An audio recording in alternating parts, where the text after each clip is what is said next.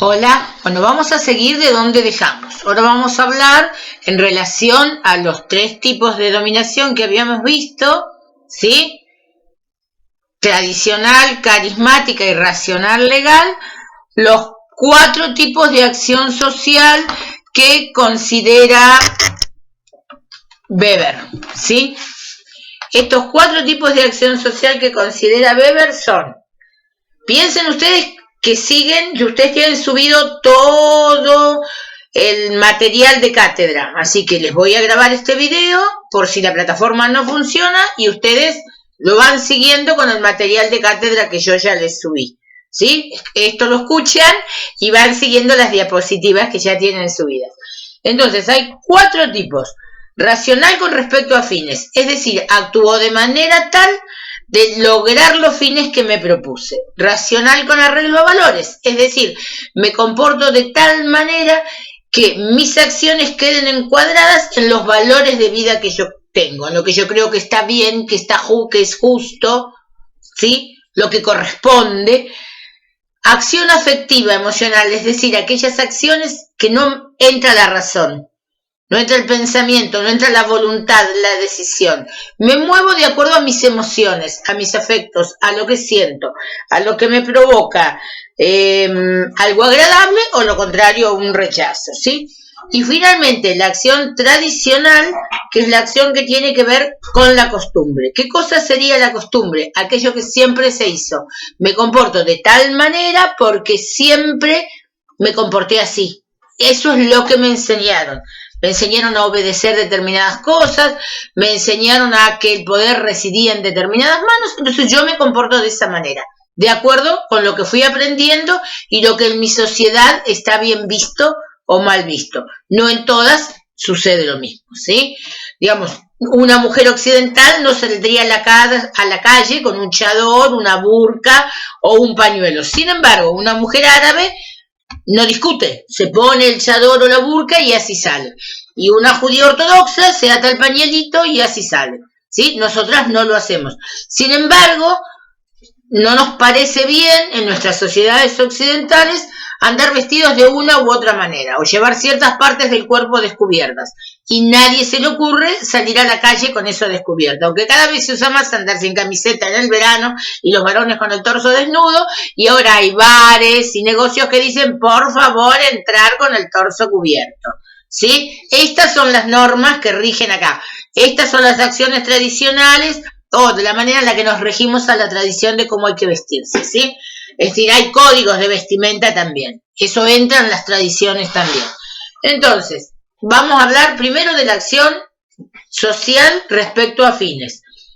Bueno, la acción social con respecto a fines plantea una expectativa acerca de la conducta de los objetos del mundo exterior y de otros hombres. Es decir, esa expectativa que significa que si yo hago determinada cosa, en él va a suceder esto otro. El resto de las personas va a reaccionar de determinada forma o determinadas personas de las que yo requiero algo, ¿sí? Entonces yo tengo que evaluar cuáles son mis condiciones o mis medios para arribar a mis propios fines, ¿sí? Una vez que los pondero racionalmente, ¿qué quiere decir? Cuando yo pienso, quiero tal cosa, ¿qué necesito para obtenerla? Bueno, necesito de esto y de esto. Bueno, ¿tengo o no tengo de esto y de esto? Bueno, sí tengo. ¿Ahora es suficiente de esto y de esto lo que tengo? ¿O todavía me falta? Por ejemplo, me quiero comprar una casa. ¿Cuál es la acción racional para poder comprarme una casa? Bueno, ahorrar, ¿sí? Si necesito dinero para comprar una casa. ¿Cuál es el medio para comprar la casa? Dinero. ¿Cuáles son las condiciones? Tener el dinero suficiente. Porque mi fin ponderado es que me quiero comprar una casa de determinado tipo. Y lo persigo, ahorro, pregunto precios, ¿sí? Voy viendo quién me acepta que pague una seña e ir pagando por mes, ¿sí? ¿Qué espero de los objetos del mundo? Bueno, en este caso en Argentina estamos fritos, ¿sí? Porque con la devaluación del peso que hubo, nada sucedió como esperábamos que sucedieran los objetos del mundo y en otros hombres. En este caso, los hombres del gobierno o las mujeres del gobierno, ¿sí? El valor del peso que se sostuviera, ¿sí? Como ejemplo, ese es válido. Acción social con respecto a valores. Bueno, como ya les dije, se orienta en la creencia en el valor ético, ¿sí? Y es consciente. Yo conscientemente pienso que esto está bien, ¿sí? Que éticamente, que moralmente es lo que corresponde, o estéticamente. Salgo a la calle así, de determinado modo, no solo por la costumbre o por la tradición o porque esto es lo que me enseñaron que está bien, sino porque estéticamente, bueno, no me gusta andar con la ropa sucia, por ejemplo, o el chador sucio. Me lo puse al chador o a la burka, pero no lo llevo sucio, ¿sí? O religioso. De determinada manera me debo comportar en determinadas situaciones, porque así lo marca mi creencia, mi religión. En distintas cuestiones, desde cuestiones sencillas como los católicos se persignan al pasar delante de una iglesia, o el agachar la cabeza de otras religiones ante determinadas situaciones. Sí, considero que eso está bien. Hasta cuestiones más gruesas, como para, por ejemplo, las católicas, no utilizar métodos anticonceptivos. Eso es una acción racional con respecto a valores.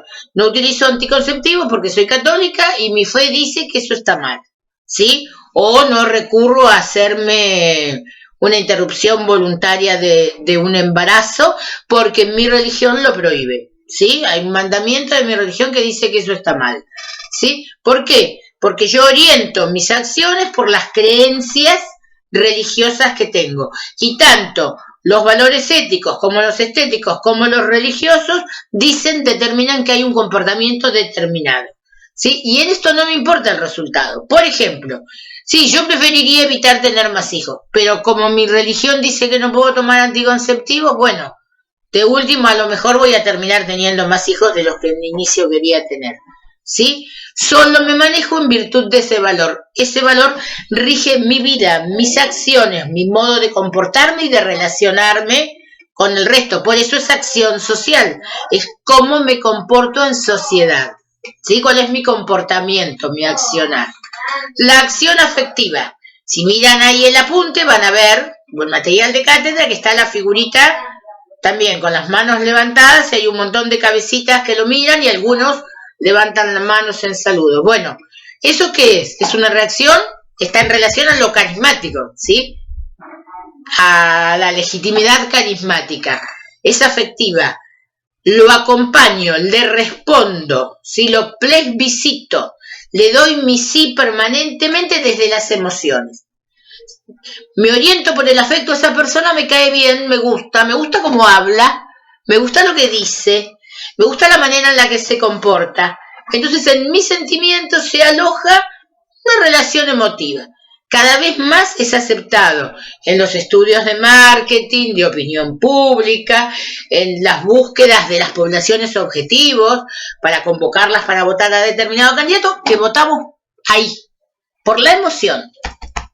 Rige, timos, ¿sí? Rige y no psique. No es una acción racional. El voto tiene muy poco de rational choice, que vimos en las clases pasadas, y mucho de emotividad. Finalmente, tradicional, como el dedito que ven ahí en la figurita, tu deber. Me gusta que ustedes puedan ir siguiendo, porque trato de ponerles imágenes que los lleven a eso. Pero como no sé si van a dar la plataforma, lo estoy grabando acá. Tu deber. ¿Qué significa tu deber? Estás obligado. Las cosas son así y esto es lo que se debe hacer. Y esas costumbres están arraigadas. Como esas costumbres están arraigadas, nos comportamos así y no discutimos, ¿sí? Es obediencia, como habíamos visto. Disciplina y obediencia. Entonces, vamos a la autoridad. Vamos a volver, ya vimos, pero ¿qué era la autoridad? Repasemos. La autoridad es un atributo vinculado al cargo. El policía que me dice pará, ¿sí? Quien me dice que puedo, no puedo, debo, no debo hacer algo, tiene la potestad de dar órdenes. Potestas, ¿sí? ¿Se acuerdan los 3 tipos de poder de Aristóteles? El del amo sobre el esclavo, el de un ciudadano sobre otro ciudadano en el marco de la política y el del padre sobre el hijo. Se los dije en mal orden, ¿no? Bueno, potestas. los 3 tipos de poderes. De esos 3 tipos de poderes, en cualquiera de los 3 rubros, o porque es mi amo, ya no hay esclavitud, al menos en el mundo occidental, o porque es mi amo, o porque es mi padre y le debo obediencia, o porque son las autoridades que en conjunto determinamos que eran legítimas, y entonces también les debo obediencia. Entonces, la autoridad es un atributo que se vincula al cargo, es alguien que tiene poder legitimado y por lo tanto tiene potestad de dar órdenes, le reconozco esa potestad, directa o delegada, ¿sí? ¿Quién tiene a una autoridad directa? Bueno, por ejemplo, para determinadas cuestiones de políticas públicas, el gobernador, el presidente, el intendente, a los que votamos y les dimos legitimidad de origen, los legitimamos mediante el voto. Sin embargo, la delega en los ministros, los secretarios, los subsecretarios, los directores generales, etcétera, hasta llegar al policía del silbato, que es un agente, es decir, que ejecuta el nombre de, ¿sí? Entonces, tiene la potestad de dar órdenes porque tiene el derecho a hacerlo, porque tiene la autoridad para hacerlo, ¿sí? Entonces, en todas estas situaciones, ¿se acuerdan de los 3 escritorios? El más grande, el que sigue. Hay una relación de superior y subordinado. El superior, el ministro o el gobernador, baja las órdenes. Y cada uno de esos le baja a uno que está subordinado, hasta llegar al último tramo, que es el tramo de ejecución, ¿sí? Siempre va a haber una relación de superior y subordinado cuando hay una relación de autoridad. El padre es el superior, el hijo es subordinado, el amo, el esclavo, ¿sí? Las autoridades de gobierno con respecto a las y los ciudadanos, ¿sí? Entonces, esa relación de superior y subordinado, el superior está ejerciendo un rol, ¿sí? Cumple una función, porque no es eso él, es la función que en ese momento está cumpliendo. El policía que toca el silbato cuando llega a la casa es Juan Pérez como cualquiera, y en una relación de vida común como cualquiera, ¿sí? Todos esos roles y funciones que requieren de autoridad o a los que se les reconoce determinada autoridad, dan prestigio. Es decir, hay un cierre entre ocupar determinados lugares y ser prestigioso, que el resto te reconozca. Y esto da crédito en el sentido de que el resto me reconoce y me va a dar cierta posición y me va a permitir, en las ideas de Weber, que esto es un texto que van a ver recién en 5º año en ética, porque no lo van a ver en las teorías van a ver otros textos de Weber. Él dice en la ética del capitalismo que en el capitalismo es muy importante la moral porque es lo que me da crédito en ese sentido sí, monetario, lo que me permite sacar a cuenta o comprar a crédito, porque si yo soy moralmente apto para vivir en esa sociedad, tengo autoridad moral. Es decir, se me reconoce un lugar que no es el de autoridad en sentido de ejercicio del poder legitimado, sino de cómo me comporto de determinada manera, se me reconocen determinadas capacidades o cualidades. Sigamos. Autoridad moral. Se los acababa de mencionar, ustedes van a ver, ¿sí? Implica coherencia entre las palabras, los valores y las acciones. Entre lo que digo sentir, ¿sí? Mis valores, mi moral, mi ética personal y el modo en el que me comporto. Tiene que haber una relación, ¿sí? Para tener lo que Weber llama autoridad moral. Y eso es individual, es decir, esa autoridad moral se relaciona con la moral individual. Si yo digo que esto es lo que está bien, me tengo que comportar de acuerdo a eso. No de acuerdo a lo que, aunque todo el resto piense otra cosa. Lo que me da autoridad moral es eso, es por lo tanto individual. Bueno, legalidad, legitimidad. Esto está en estricta relación, muy directa, muy íntima con el poder. La legalidad es simplemente el cumplimiento del acto normativo. Y digo bien, simplemente. Si yo cumplo con la norma, estoy dentro de la legalidad. Mientras esté cumpliendo con la norma, es legal. Ahora bien, ¿la necesita el poder político? Sí. Para el primer escalón de legitimidad del poder político es la legitimidad de origen que se la da la legalidad del modo en el que asume el poder. Es decir, un poder es legal en las democracias representativas como la nuestra cuando obtiene la cantidad de votos necesarios y asume dentro de ese cuadro normativo. Por ejemplo, Alberto Fernández nadie puede discutir la legalidad de su mandato. Obtuvo en la primera vuelta más cantidad de votos que la que se requiere según nuestra Constitución para ganar en la primera vuelta de la elección. ¿Se acuerdan de eso? 40% con el 10% de diferencia con el segundo o 45%. Si se obtiene eso, se gana en la primera vuelta. Si no se obtiene eso, se va a segunda vuelta. ¿Sí? Una vez hubo balotaje, que fue en el 2015, y antes había habido la posibilidad de un balotaje cuando en el 2003 quedan primero y segundo Menem y Kirchner. Pero Menem se baja de esa elección y no hay segunda vuelta, pese a que tenía 30 y pico y Kirchner 20 y pocos, ¿sí? Me parece, no me acuerdo ahora exacto, pero 38 Menem, 24 Kirchner. Pero hay toda una movida en la cual queda claro que va a haber, digamos que muchos líderes, por ejemplo, entre otros Carrió, llaman a que no se vote a Menem, se vote a Kirchner, a sus electores. Entonces todas estas porciones de votos, Carrió había salido tercera, todas estas porciones de votos iban a ir a Kirchner y iba a perder su posición, su capital político Menem.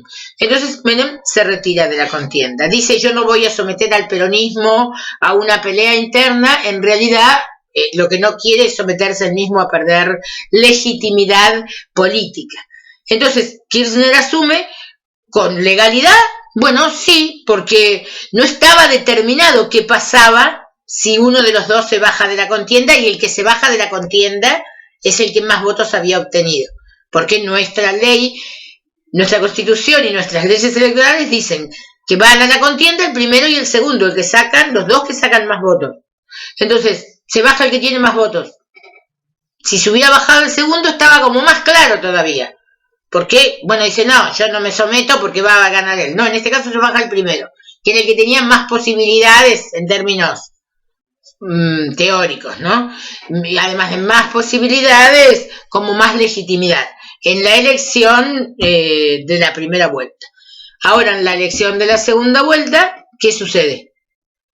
No hay. Entonces, al no haber segunda vuelta, no logra su legitimidad de origen Kirchner, porque asume la presidencia con ese 24%. Va después a conseguir lo que llamamos legitimidad de proceso, que es la legitimidad que un gobernante va obteniendo a medida que toma ciertas decisiones que son ratificadas. Por ejemplo, en un momento dado de la pandemia, allá a los 2 meses más o menos, la legitimidad de proceso de Alberto Fernández había subido un montón. Tenía una adhesión impresionante de la opinión pública, una imagen positiva muy alta, que empezó a caer, y cada día se desluce un poco más. Y va perdiendo esa legitimidad de proceso. Entonces, decíamos, la legalidad es insuficiente para legitimar un poder político y que éste sea reconocido como tal. Hay un pacto originario, del que ya hablamos, ¿sí? El pacto ese, que para los ius naturalistas contractualistas es un acuerdo que realizamos los humanos, para algunos es real, nos sentamos y en algún momento de la historia acordamos, para otros es simplemente un aparato explicativo, imaginario, una fábula, una metáfora del modo de organización, y acordamos vivir en sociedad, ¿sí? Entonces, una vez que hay acuerdo, que hay pacto, se traduce en esa norma. El cumplimiento de la norma, mientras vivo dentro del cumplimiento de esa norma materializada o que materializa y traduce el pacto, y lo acepto, el ordenamiento se vuelve legítimo en la medida de que empieza a funcionar y empieza a ser parte de la costumbre y del modo de convivir. Si tengo legalidad de origen, tengo legitimidad de origen. Relativamente. Puedo tener legalidad de origen, pero sin embargo tener una porción que me va a deslegitimar en el proceso, ¿sí? ¿Tenía legalidad de origen? Kirchner sí la tenía, pero no necesariamente legitimidad, porque había asumido con el 24% de los votos. Entonces, ¿qué hizo? Salió rápidamente a obtener legitimidad. Fue el acuerdo, la transversalidad con cierto sector del radicalismo. Porque de una serie de votos que no le habían ido a él dice, bueno, pero yo cierro este acuerdo. estos me acompañan, estos votos ahora son míos. Esa sería la traducción.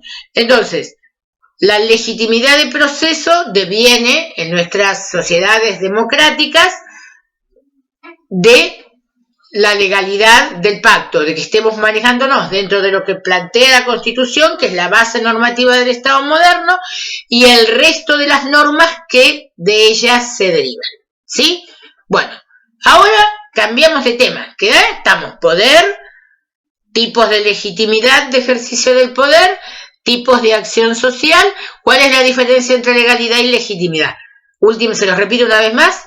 Para que haya legitimidad es imprescindible la legalidad, pero no alcanza. ¿Sí? Pero no alcanza. ¿Sí? Sin embargo, y les cuento un cuento, uno tiene que reconocer, y yo alguna vez lo estudié, que hay acciones ilegales que son legitimadas, acciones ilegales de los gobiernos que son legitimadas. Y algún día, si quieren, se los cuento más en profundidad, pero por ejemplo, en el año 95, cuando Horacio Massachesi, gobernador radical de la provincia de Río Negro, iba a su reelección, perdón, me equivoqué de año, era el año 91, él había asumido su primer periodo del 87 al 91, estaba en la reelección para el segundo periodo. Bueno, y había una cuestión, no le venían fondos de la nación, él tenía una pelea casi personal con en ese momento ministro de Economía, Domingo Cavallo, si bien tenía una buena relación con el presidente Menem, pero además había todo un juego político de quitarle legitimidad para darle oportunidad al candidato del PJ. Massachesi tiene algo así como una idea ilegal y brillante. Se sube con los ministros a un avión, se barroca a lo que era el tesoro del Banco Nación, que compartía con el tesoro del Banco Provincia de Río Negro, en ese entonces estatal. Después lo privatiza Verani en el siguiente periodo, Pablo Verani, gobernador también radical, pero de otra línea de pensamiento. Massachesi incauta los fondos del tesoro, pasa algo que siempre hacían, lo descubrí yo investigándolo, digamos, me lo contaron, no un gran descubrimiento, no es descubrir América. Era costumbre siempre que se quedaba sin fondos la provincia, el tesoro del Banco Nación le prestaba, el tesoro regional del Banco Nación le prestaba efectivo, circulante. Era un momento en el que la plata, billete, papel, moneda todavía tenía mucha más circulación. Había más necesidad de billetes contantes y sonantes. Entonces, traspasa del Tesoro Regional del Banco Nación al Tesoro del Banco Provincia, operación que le hace el propio empleado del Tesoro Regional del Banco Nación, la traspasa al Tesoro del Banco Provincia y retiran esos fondos, que no se los lleva él, sino que van diversas camionetas de los habilitados pagadores y las contadurías de distintos ministerios, retiran el dinero, pagan los sueldos, le pagan a los proveedores, les pagan a los proveedores y etcétera. Les quiero aclarar que dije un montón de veces Banco Nación y en realidad en el juego estaba el Banco Central, ¿sí? Pero el tesoro era el tesoro regional. Entonces, con esa plata pagan los sueldos, cada ministerio cobra todo el poder judicial, incluidos los jueces, los fiscales y los defensores, no solo los empleados del poder judicial, y eso termina legitimado. Dictan un decreto que a mi humilde criterio es una norma ilegal, porque no se puede dictar que vos aprobás como gobernador apropiarte fondos de la nación, pero ¿cuál es el punto que que legitima esta acción ilegal? Que cuando vuelven del valle, después de haber hecho todo esto, ya estaba todo en los medios, ya se había difundido, no con la rapidez que es ahora, porque redes no había, y había, no sé, cientos de personas esperándolo en el aeropuerto, esperándolo enfrente a la casa de gobierno, esperándolo en todo el trayecto con banderas, no existía la bandera de Río Negro, pero había banderas argentinas, en el trayecto del aeropuerto a la casa de gobierno provincial, en la PRI de Belgrano, y finalmente lo que sucede es que viene un interventor que manda a la nación para intervenir la provincia por una acción ilegal del gobernador, y la gente, el señor sale al balcón de la casa de gobierno, no me acuerdo el nombre ahora, el señor, después se los digo, miro el artículo y se los digo, y el señor sale al balcón de la casa de gobierno y chau, pum, se arma, porque le gritan, lo insultan, unos cánticos que por el pasillo se los cuento alguna vez, ¿sí? Y se tiene que ir, no pueden intervenir la provincia, venía con el decreto en la mano, venía a intervenir. El pueblo de Río Negro legitima la acción ilegal, a mi criterio, del gobernador Masachesi, y deslegitima la acción legal y constitucional del gobierno nacional de intervenir la provincia. ¿Sí? Le cantaban porteño, porteño, la no sé qué, que te no sé qué, ¿por qué no te vas a la no sé qué? ¿Sí? No quiero decir las palabritas, es algo que va a quedar grabado. Bueno, ¿entienden la diferencia entre legalidad y legitimidad? Este cuento es siempre fantástico porque ayuda mucho a comprenderlo. Vamos a volver al poder político, de todas las definiciones que habíamos visto de poder político, y vamos a ver por qué poder y política forman un binomio inescindible, ¿sí? Es decir, que no se puede escindir, que no se puede separar. ¿Por qué? Porque el poder político, como vimos recién, tiene la necesidad de ser legitimado. Es decir, aceptado y reconocido como tal. No le alcanza con moverse dentro del marco legal. No hubiera habido golpe en el año 76 si la gestión de María Estela Martínez de Perón hubiera estado legitimada. ¿Fue ilegal? Sí, totalmente. Sin embargo, no hubo multitudes saliendo a la calle a defender la democracia, porque eso era lo que el golpe del 76 y que devino en la dictadura más cruenta de nuestra historia y una de las más cruentas de Latinoamérica.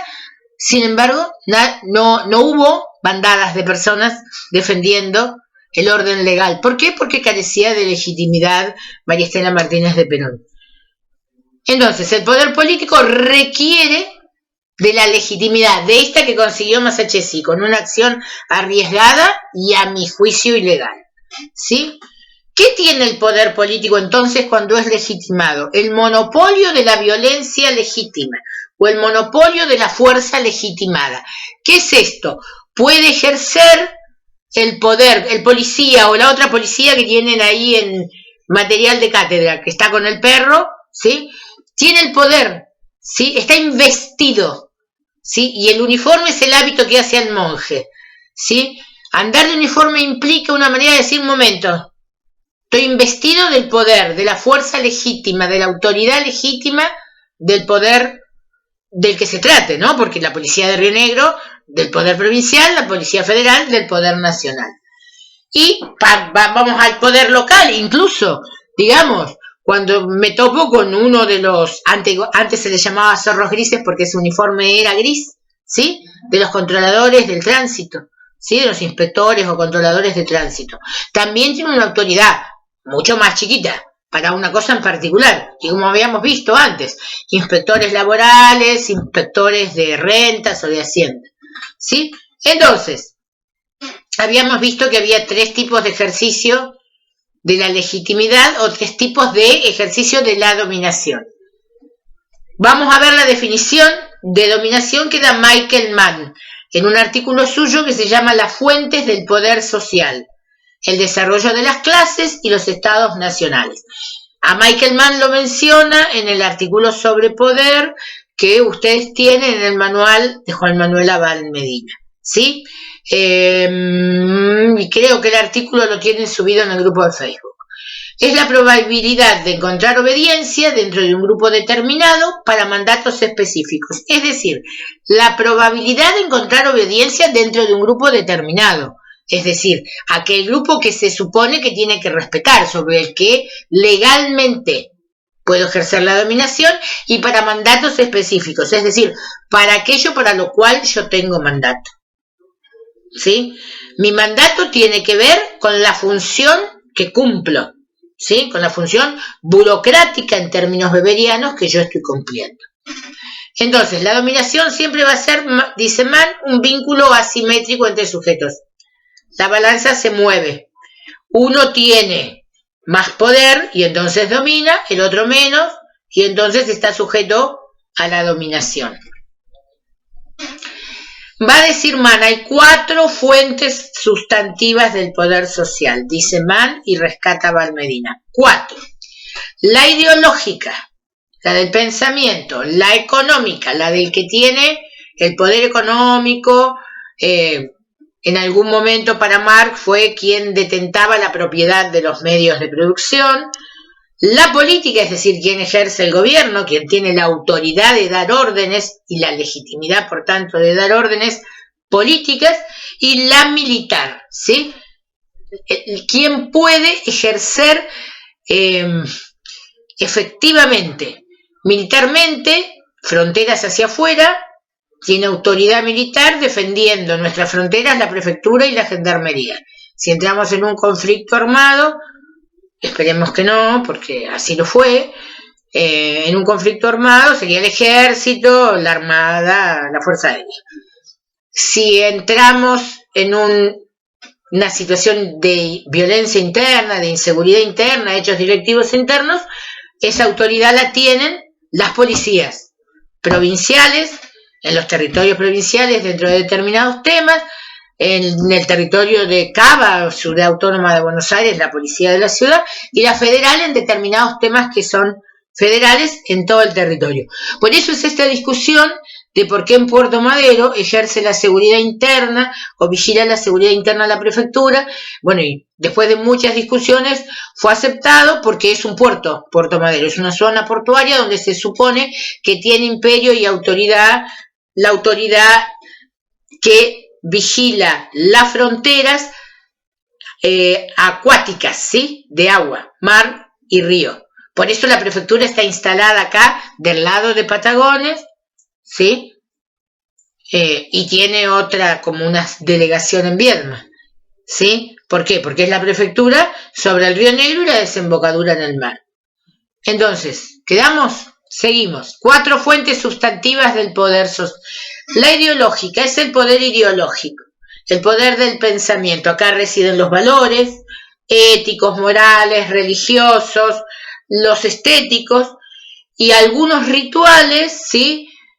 Que cumplimos y que nos preparan para eso, ¿sí? Para estar enganchados a esa dominación ideológica. Yo les puse una figurita que ustedes van a ver del juez que lleva muchos libros, es decir, yo tengo acá la ley, yo tengo acá las disposiciones, yo tengo acá el marco normativo, estoy vestido con mi toga y mi birrete, y vos sos un pequeñejo que tiene que obedecerme.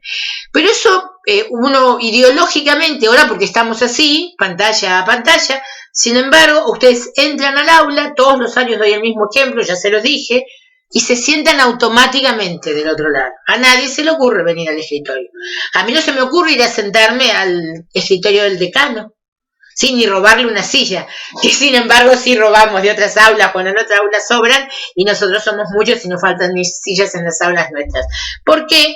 Porque estamos ritualizados a entrar en determinado momento al aula, ¿sí?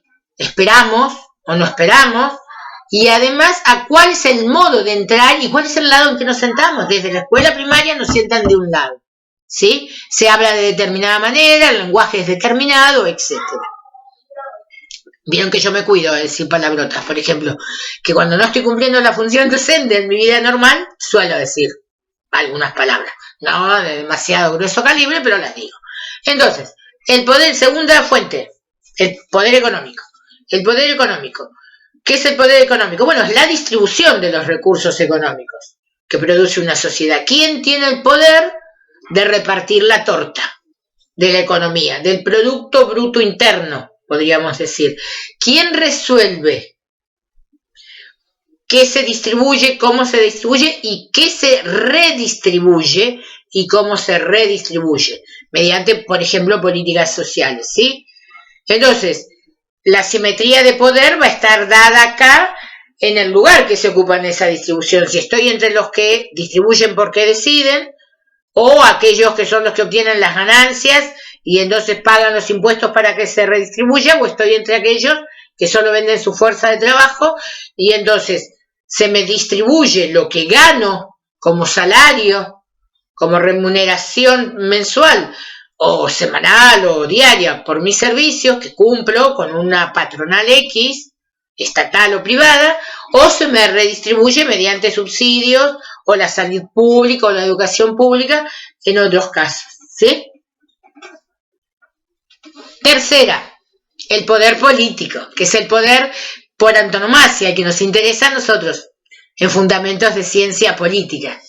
¿sí? El poder político es el que regula la centralidad, es decir, el poder que está al centro. Por eso tiene el cetro, ¿sí? Los monarcas, como ya se los dije esto, los monarcas tenían el cetro, bueno, hoy los presidentes tienen el bastón presidencial, ¿sí? Entonces, ¿qué tiene el poder político? Desde la creación del Estado moderno, la regulación centralizada y territorial.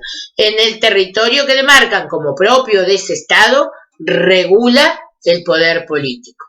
Esa autoridad está centralizada. Mucho más en los gobiernos federales, unitarios, que en los federales, ¿sí? En los gobiernos federales se descentralizan determinadas funciones en las cabezas de los poderes regionales.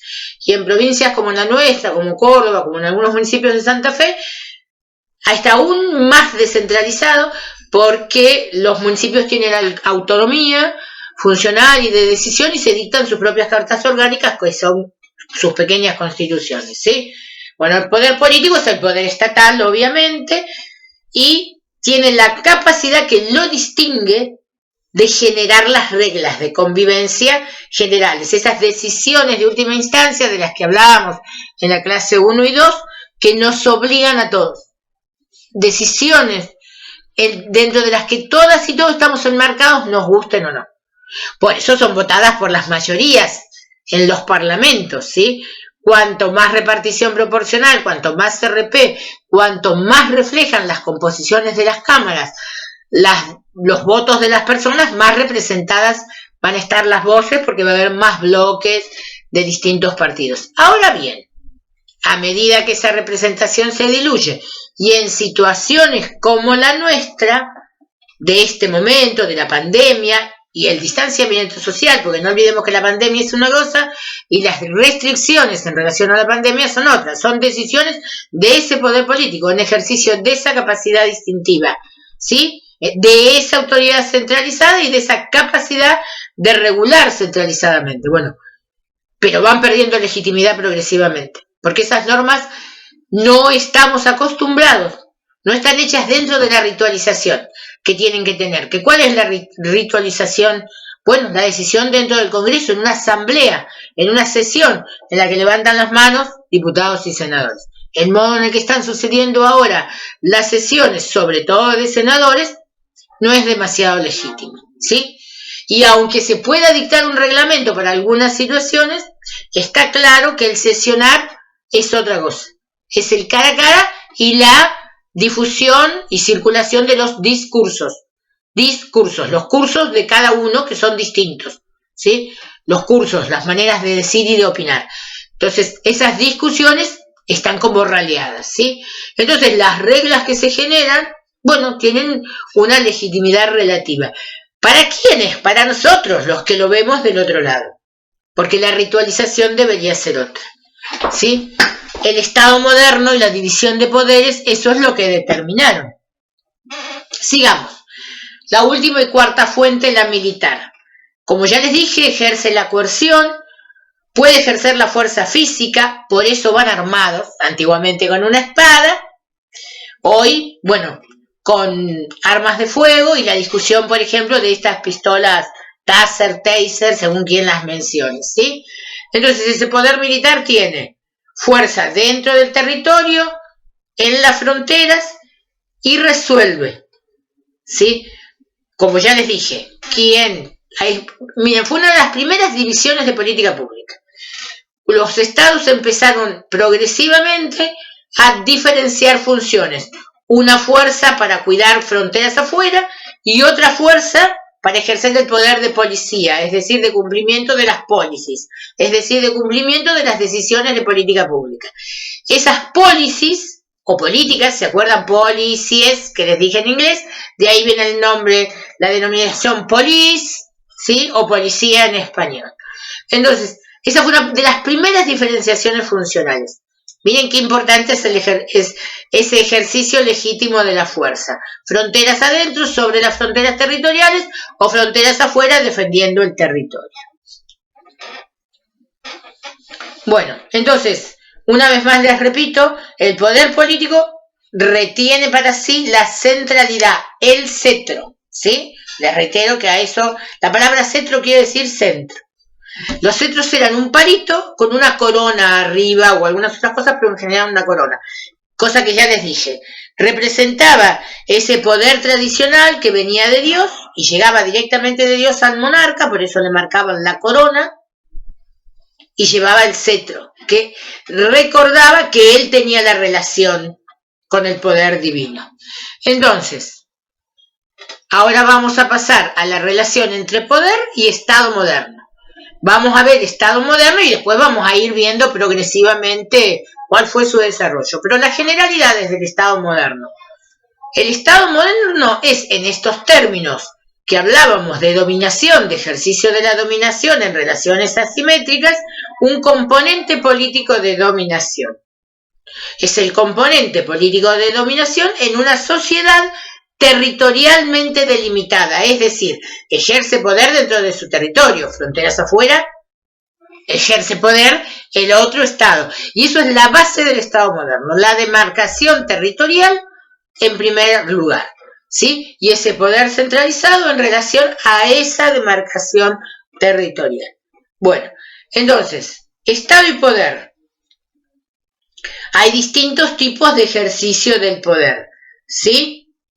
Podríamos decir, el poder puede ser de distintos tipos a través del tiempo, ¿sí? ¿Se acuerdan que hablábamos de ese poder tradicional que podía ser despótico, ¿sí? El del sultán, por ejemplo, el del tirano de tiempos antiguos, ¿sí? Entonces, el Estado moderno surge cuando culmina el periodo feudal. Lo vamos a ir viendo en profundidad al ver el surgimiento en términos históricos. Pero termina el periodo de organización feudal en el que señores tenían poderío sobre pequeños territorios, ejercían ese poderío sobre esos pequeños territorios, eran la ley dentro de esos pequeños territorios, tenían sus propios ejércitos dentro de esos territorios y además, cobraban impuestos, aduanas y etcétera. Por eso una de las primeras cuestiones del Estado moderno es esa, el desapoderar a los señores territoriales o feudales y a uno de esos señores es el que se transforma en monarca en las unificaciones territoriales o unificaciones nacionales. Por ejemplo, España, ¿sí? Cuando se unen la corona de Castilla y la corona de Aragón. Ambas coronas traen, además, como ejercían poder dentro de otros territorios, unifican aún más territorios españoles, ¿sí? La corona de Aragón, por ejemplo, Cataluña, ¿sí? Entonces, esas coronas se unifican y crean el territorio de España, ¿sí? Sucede en Gran Bretaña también, cuando los Estuardo pierden el poder, ¿sí? Y primero Enrique VIII, y después su hija María, y después su hijo Eduardo, después su hija María, y finalmente Elizabeth I o Isabel I, terminan con ese proceso de unificación y incorporan al Imperio Británico primero, y hoy siguen en el Commonwealth, Escocia, Irlanda, y los territorios de ultramar que fueron conquistando posteriormente, ¿sí? Entonces ese sería el Estado imperial. Del Estado imperial, contemporáneamente, ¿sí? Rige el Estado absolutista. ¿Qué era el Estado absolutista? ¿Se acuerdan de lo que vimos con Hobbes? El monarca estaba por fuera del pacto, ¿sí? En el Estado absolutista, el monarca materializa, incorpora en sí mismo todo el poder, no hay división de poderes, ¿sí? El Estado imperial es absolutista y por lo tanto es autoritario, ¿sí? Es un Estado en el que uno solo centraliza el poder.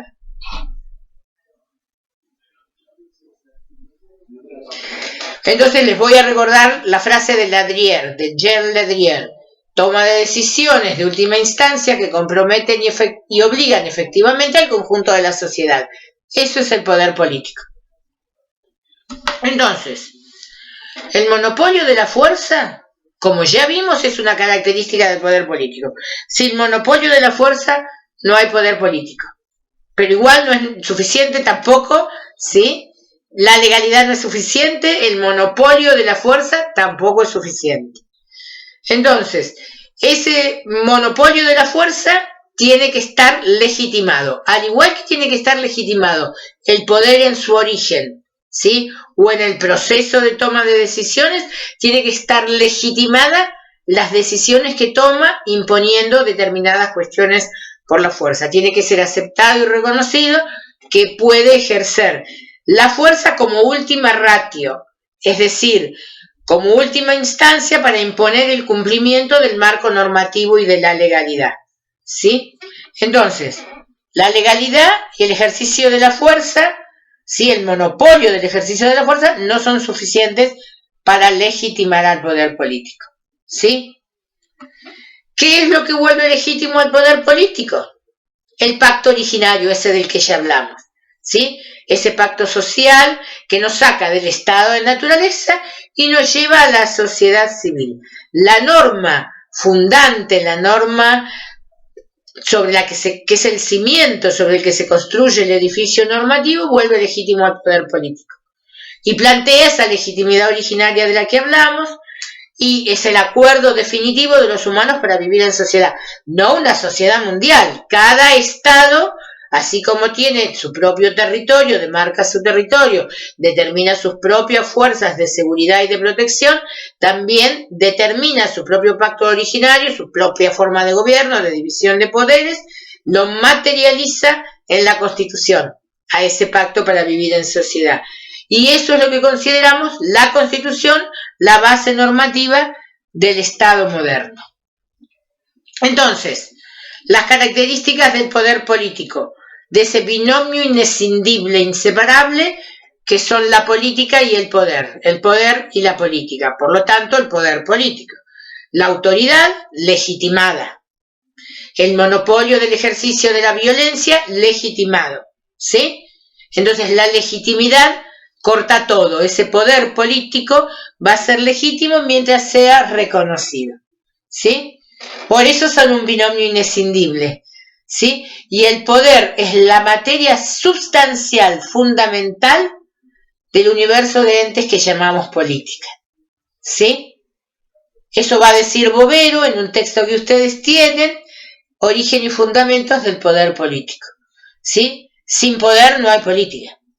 El poder, la política implica, no tiene que ver con la búsqueda del bien, el bienestar general, el bienestar común, ¿sí? Eso está atrás. Pero la política implica la búsqueda del poder, ¿sí? Del poder político legítimo, ¿sí? La obtención mediante la carrera que esté determinada, en su momento, formar parte de la línea de herencia de sangre de una dinastía monárquica, hoy el voto, en nuestras democracias occidentales al menos, ¿sí? Entonces, el origen del poder político es ese, el pacto originario, ¿sí? Que nos lleva a que reconozcamos que sobre esa base fundante se construye todo el aparato normativo y el modo en el que esas autoridades arriban a ese lugar asimétrico de privilegio es mediante lo que regla ese aparato normativo y por tanto son legales y además tienen la legitimidad que les reconocemos de origen, de proceso y para ejercer los mandos de cualquier tipo, desde a alguien que incumple con la ley, procesarlo y eventualmente encarcelarlo como modo de separarlo de la sociedad para que no siga cometiendo delitos, ¿sí? Salir de la vindicta pública, entrar a la vindicta pública y salir de la vindicta privada y que ya no sea más guerra de todos contra todos, como decía Hobbes, ¿sí? Que vivamos en un estado de armonía, al menos obligatorio por el aparato normativo, y eso por un lado. El Estado tiene esa posibilidad, pero además nos puede cobrar impuestos, ¿sí? Mientras estos estén dentro de lo que esa base del aparato normativo, que es la Constitución, esa base, ese pacto originario determina. Estén determinados, resueltos del modo, con el procedimiento, con la ritualización que determina es el pacto originario de cada uno, que no es el mismo para nuestro país que para otros, ¿sí? Entonces, el poder es legal y es legítimo en tanto poder político porque es reconocido, aceptado y sus órdenes son reconocidas y aceptadas. Hasta acá llegamos por ahora, ¿sí? Se los voy a subir y ya les voy a decir cómo y dónde, ya que la plataforma viene medio mal, y después seguimos con lo que seguiría, que ustedes ya lo tienen ahí en el material de cátedra, que es la idea de la política y por lo tanto del ejercicio del poder político desde la idea de conflicto y desde la concepción del consenso. Nos estamos viendo en el próximo.